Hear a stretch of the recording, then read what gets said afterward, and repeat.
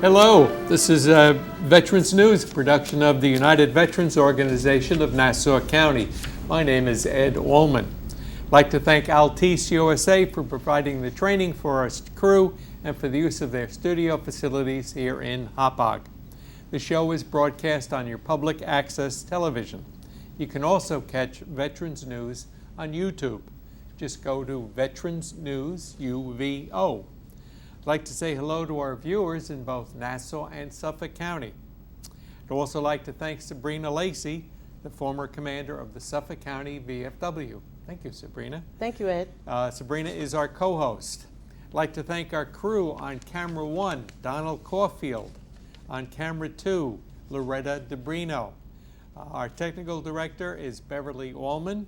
Our floor manager and production expert is Pat Galino, and our director is Robert Lane. By the way, if you'd like to ask me any questions or make any comments about the show, just go to our website, veteransnewsuvo@gmail.com.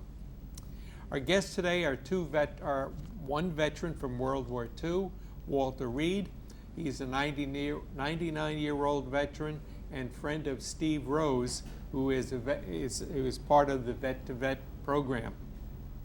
Also with Walter is Brian Fisher. He's an Army vet and a friend of Sabrina Lacey.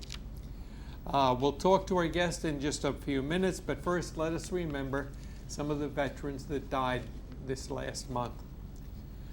Patrick Jones, formerly of Stony Brook, was a sergeant major in the Marine Corps. Peter Perlin of Patchogue was a proud member of the U.S. Army.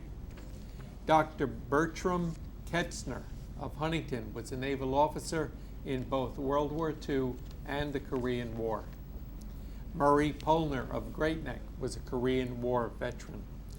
Edwin Kaufman of Belmore was a lieutenant in the United States Navy during World War II. Louis Savanetti of Babylon was a proud American Legion member and a veteran of World War II.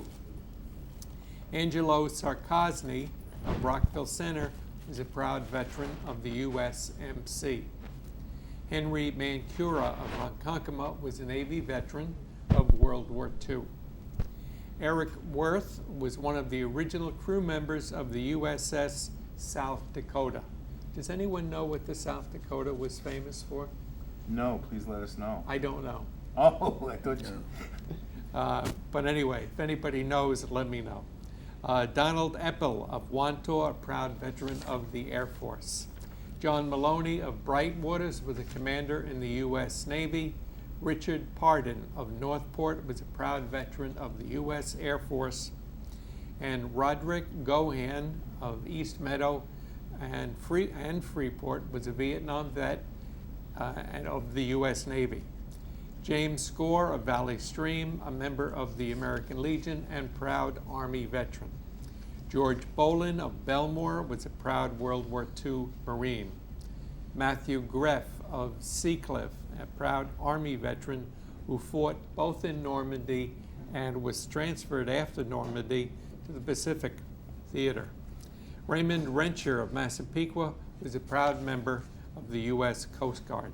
If you know a vet who died recently and you would like their name mentioned here, just email me, please, at veteransnewsuvo@gmail.com.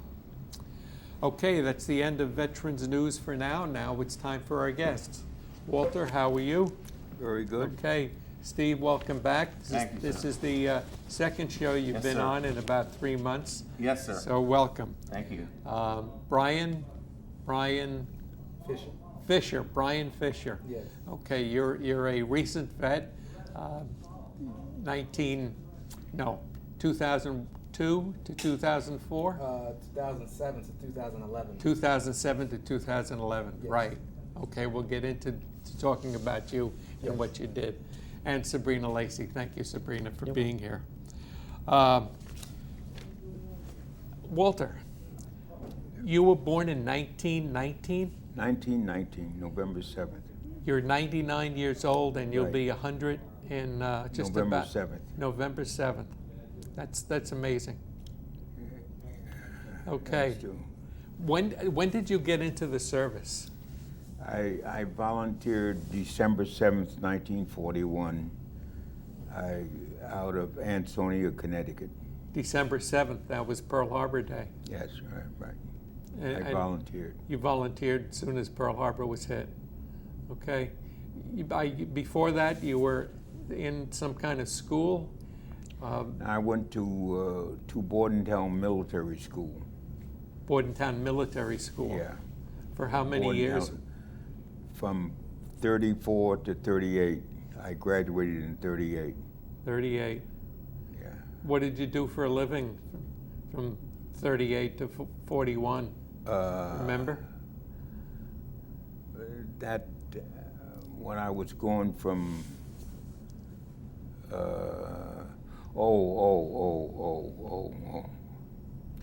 yeah. That's Tell him. okay. I You collect, can't remember. No, just in the 30, in 35, I collected toll on them when the Merritt Parkway first opened up. Really? Okay. In Walter, Wallingford, Connecticut. How old were you when you joined? 21. You were 21 years old? Was there anybody else in your family that were in the military, or what made you decide to join? What's that now? Why did you join? Well, I felt I was very patriotic. I mean, and there was a war going on, and they asked for volunteers. So I just went and volunteered.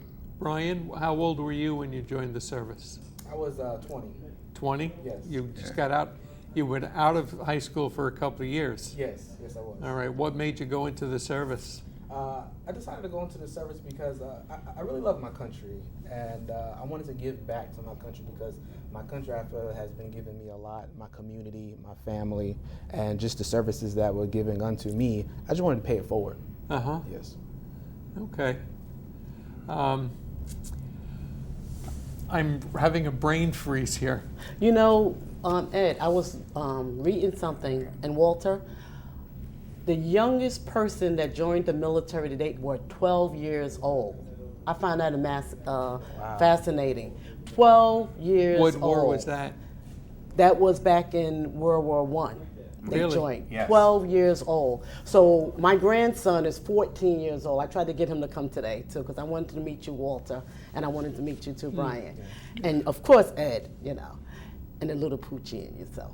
I want him to meet the veterans because he's 14 years old. So that means that if you have a grandson or someone that's 12 years old, if they could have joined the military when they were 12 and they served their country, these kids can get up and move in. Would you agree, Walter?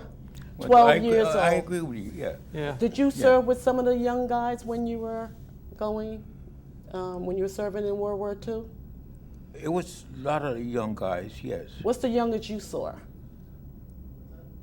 Do you recall? That I don't, you didn't ask age then. Did you see any women? Oh, don't. There was no don't women. start 'em. Okay. There was no women. No, because I found No, a no, World War don't start them on women. because I found one World War II. I met one over last week, a World War II woman veteran. I Well, tried they- to get her to come Well, here. they didn't come until later. Yes. This is something you need to know about Walter. At 99, his Right. eyes are wide open, okay?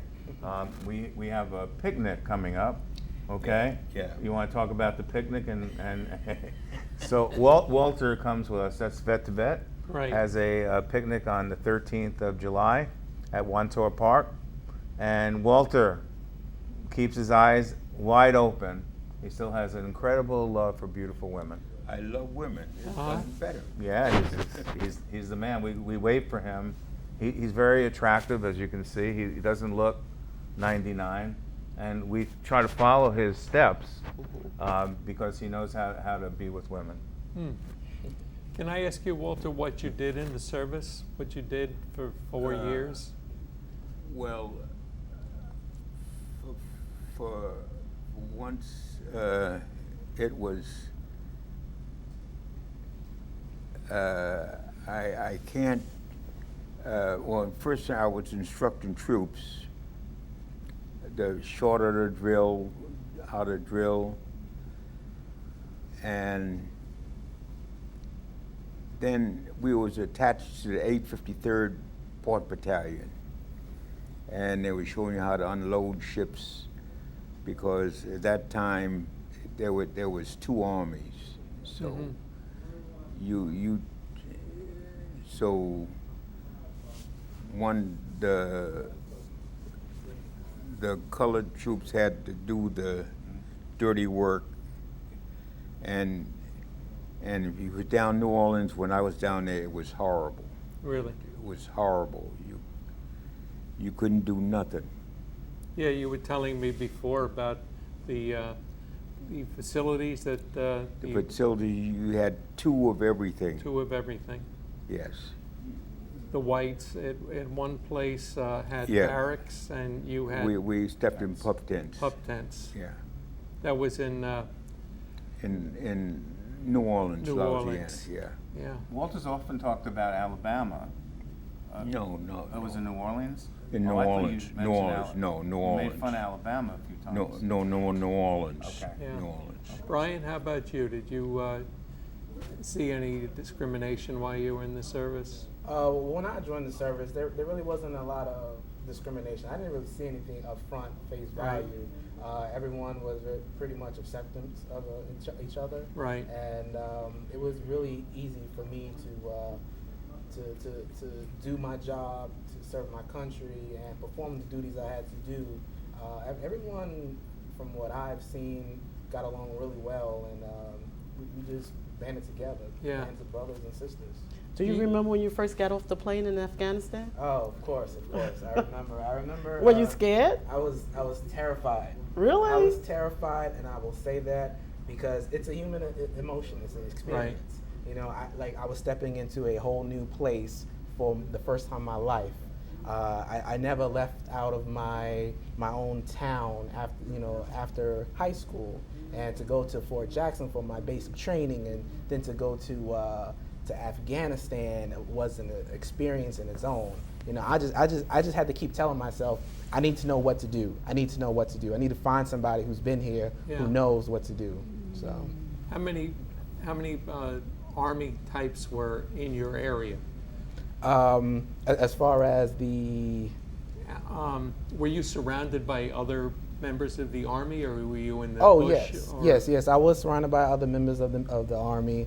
We were on the base in Afghanistan.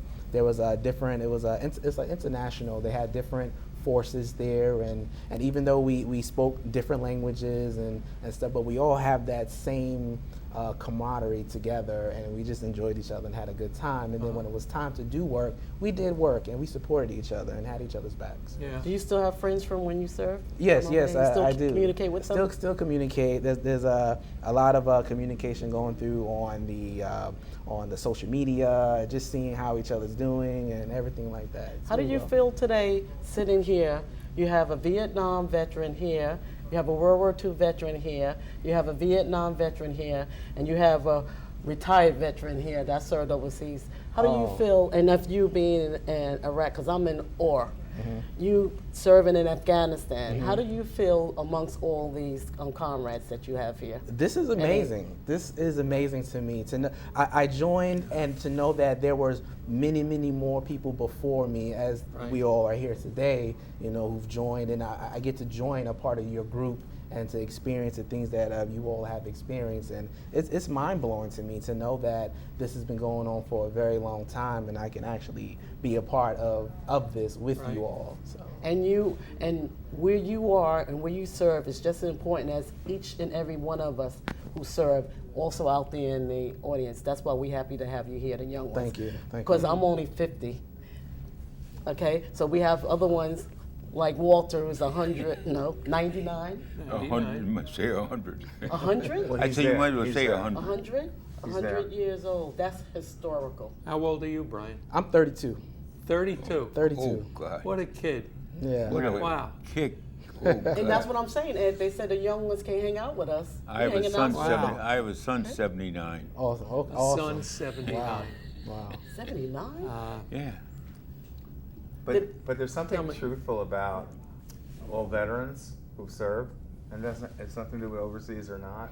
There's just a built-in Connection. difference and specialty about people who serve. So Yes. bless you for your service. Thank also. you for yours. And he summed it up when he said that when he first went to Afghanistan, how he was feeling. We had that feeling when we first joined, right, Walter? Oh, when you first made that definitely. decision, and you can't tell anybody because they're going to talk you out of it, or whatever the case, or if you were drafted, or whatever the case may be. So that's another area. When I first went, it was $21 a month. The wife was getting 12, I was getting 9. Wait, Walter, you have to tell them the story about. So, I'm sorry, I cut Good. you off. You need to tell them the story about your allowance. Your wife made big bucks and she gave you an allowance, right? oh yeah. Well, I used to drive freight train. After I left the subway, I drove subway when they had wooden cars. Fare was 7 cents. Wow. And when I got up to drive freight train, I made very good money.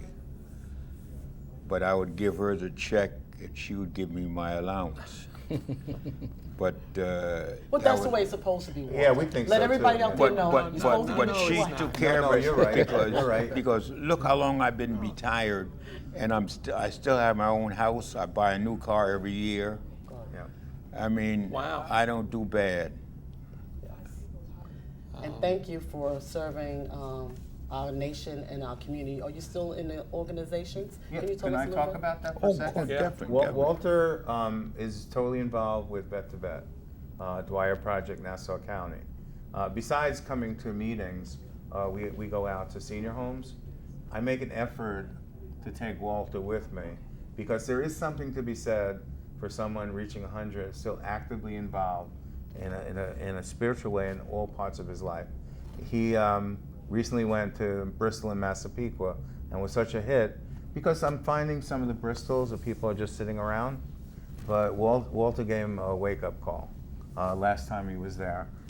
You might need to know that Walter also drives Porsche 911s. He races cars at 99, okay? Oh, wow. So yes, he's my kindred spirit. As you're a young person, Yes. I'm sort of in the middle, not so young anymore, 75. But I say every day I get up and I say, what a great relationship to have with someone like Walter, who's 99 and in the spirit of life. Yes. And I he mean, served in World War II, and you served in Vietnam, right? I'm a combat Vietnam veteran. Okay. Yes. And thank you for your service. That's okay. Thank you. And like I said, and Ed, serving in the military and serving in the community, and people say they still don't have time, and everybody pretty much have raised their kids Yeah. and still serving as we serve now. Brian, Yes. tell us a little bit about your comedy. Let me tell you a joke and tell me if I'm funny or not. Okay, okay. Now tell us about your comedy. My comedy is really it's about me. It's about my life, the things that I've experienced. I have a lot of jokes about being in the military, going to Afghanistan, telling the soldiers' experience that people really might not know about. And I talk about that. I talk about growing up in South Carolina and living in New York, trying to survive in New York. It's pretty good. So it's been a nice little journey through my comedy. I've been doing it for 4 years now, 4 years, and I've come a long way. And one other thing I want to ask you, I want you to tell the viewers, because you're 35, what made you want to join our VFW, the Brentwood VFW, and you already engaging and you're doing things, and we are a little bit older than you are. What made you have that tenacity to keep on trucking and doing what you're doing?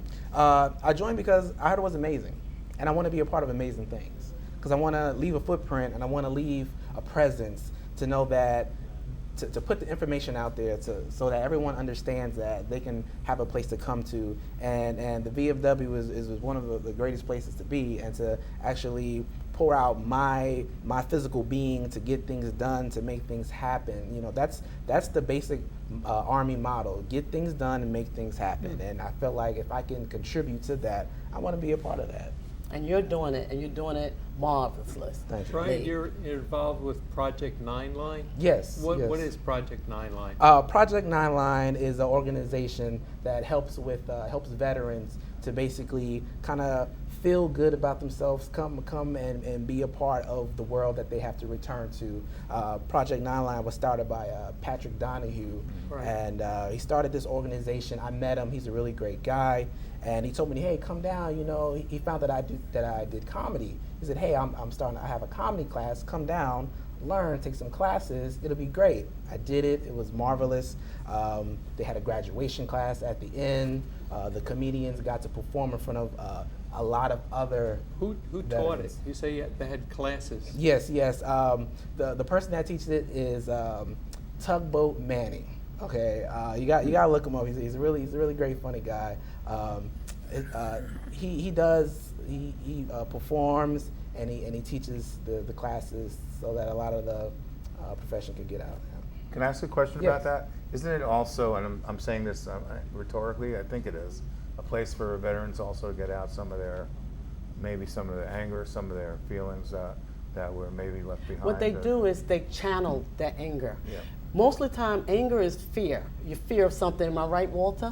You fear of Definitely, something. you And if you can't let it out. right, and if you have that fear factor going, and if you let that fear make you act out, it's not going to work, and where you got to go out of that area where you are. So what they do is they channel whatever you want. So he likes to do comedy. Some other people may want to play the piano or guitar. There's resources out here in different organizations like your Yep. organization that are helping the veterans with this. So there's no reason why you can't come out and help. And Walter, right, when you were coming back, there weren't all these organizations and No, resources no, that it we was have. nothing. It was nothing. It was completely.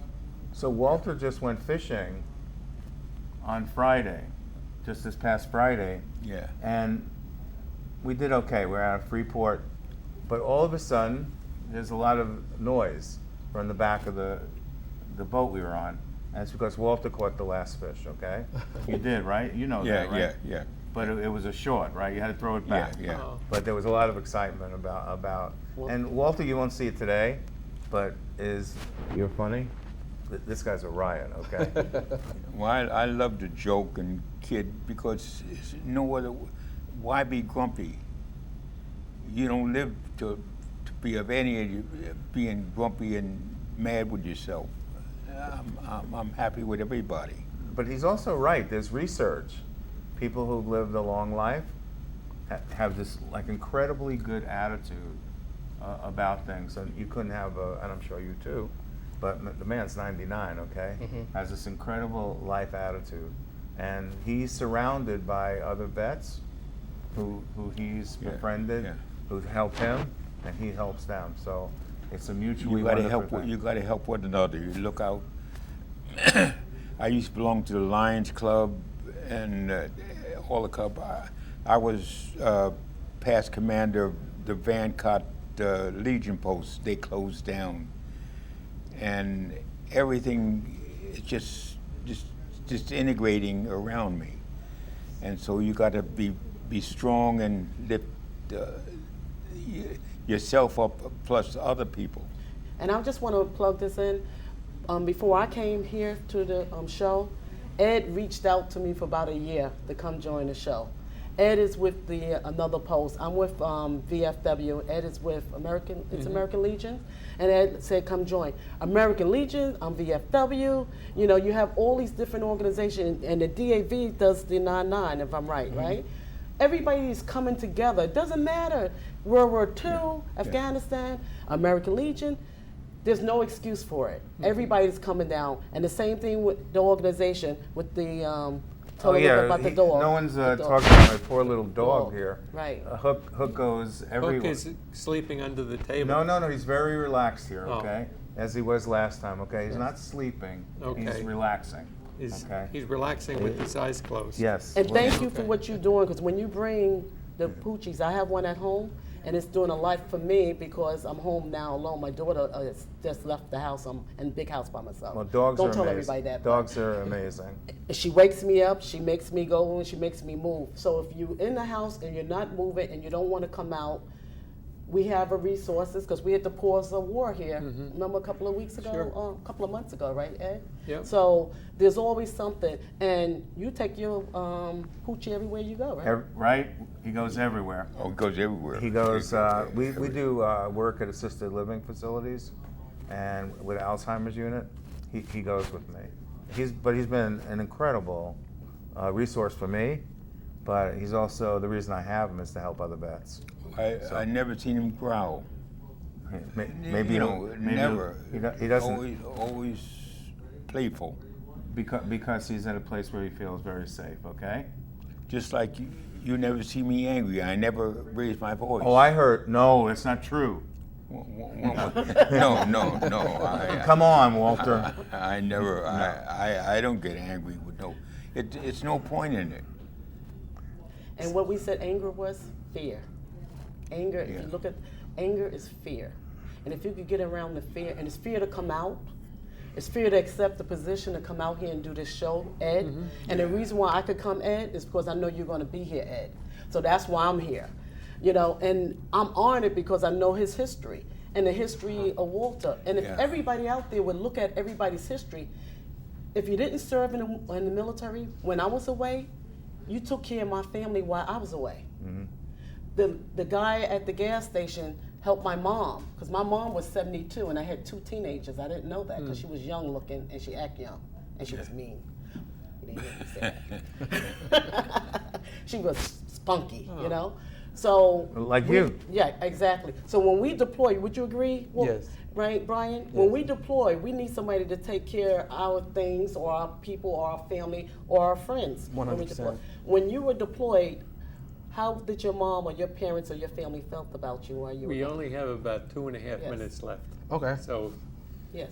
Yes, they felt really worried for me to make sure that they wanted their loved one back, and I wanted to make sure that they were safe and that they can be taken care of and make sure they had the resources that they can have here, because if I'm not there to supply it, then who's going to be there? And everyone would step up and help them. Now, in your position where you are, you can tell those viewers out there, the ones that are being deployed now, those soldiers that are getting ready to go over to Iraq and Afghanistan or wherever they're being deployed to, you could tell them that we have a community of people here, neighbors and community that's going to take care of their families while they're gone. Yes. Can you tell them that? Yes, you will definitely be taken care of.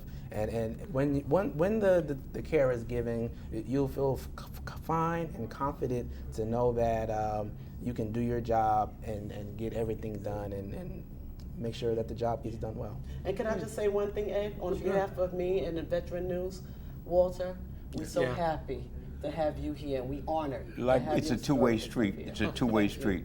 And God bless you. Likewise, I And feel the send to same your way. family, thank you for the service to our nation and our country. And thank you for having me. okay, Steve, you have something Yeah, to say? I do. I have to say that Steve is a. You have your degree in what? I'm a social worker. Social worker. Yeah, I'm a, Did you have a master's or I something? have, I have a licensed social worker. Okay.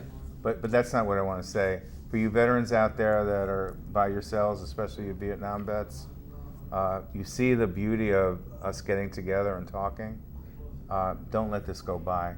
There's too many high-risk behaviors among our Vietnam vets. Right. Go for help. Don't just sit in your house. Thank you. Right. And where can somebody go for help? Okay, so I appreciate you do that. I'm gonna stress the Dwyer Project, Vet to Vet in Nassau and Suffolk County. We're there to serve you. But if in doubt, VA. The VA would direct you Right. to one of the organizations, and the ER is there to receive you. Okay. Remember, July 9th is Nassau County Stand Down from 10 a.m. to 9 p.m. 10 a.m. to 2 p.m. That's July 9th. If you'd like to volunteer to partake in the 40 or so social services or the haircuts or the barbecue, contact Ralph Esposito at 516-572-6565. Also, July 9th, Korean War and World War II vets are honored. Plainview Old Bethpage Park at 7:30 p.m. Saturday, August 3rd, Nassau County Salute to Veterans at Eisenhower Park. Program starts at 6:30. The show at 7:30. Also, in August 27th through September 1st, this is very important, the Vietnam Traveling Wall will be in Eisenhower Park. It's a beautiful sight. Nice. Try to see it. Yep. It looks exactly like the wall that's in Washington. I think it's 3/4 the size. Yes. Yes. But it's beautiful. And Ed, you're doing a wonderful thing over there in that Eisenhower Park, in Nassau County. So I commend you. Okay.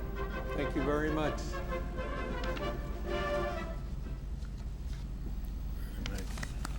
Okay. Oh, I had a Okay. good time. Oh, Nice. He had a- Can you get up? Yeah, you can get up or He you had can a- sit. He had a, Take the- you have to take this off. Oh, take yeah, it. yeah. You got, Yeah, it'll take about 10 minutes, Okay. and then we'll have the copy of the tape for you.